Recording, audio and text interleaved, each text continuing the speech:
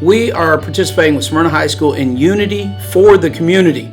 Okay, this is our annual food drive that's packaged around the football game versus Smyrna High School. And listen, things are a little bit tighter for many households around the Smyrna community because gas prices are up, it costs more for food. We all know that, all right? So no matter what the reason, it just is what it is.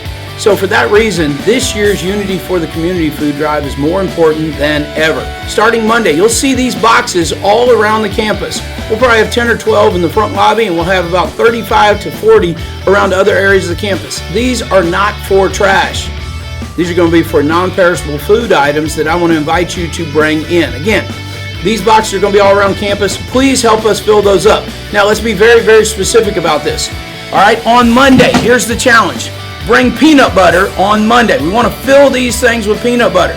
On Tuesday, all right, bring some mac and cheese. We need lots of boxes of mac and cheese. So Monday's going to be peanut butter. Tuesday's mac and cheese.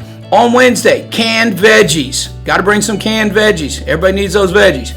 On Thursday, canned meats of some type. And then finally on Friday, everybody's favorite, ramen. We want to blow it over the top with some ramen on that Friday.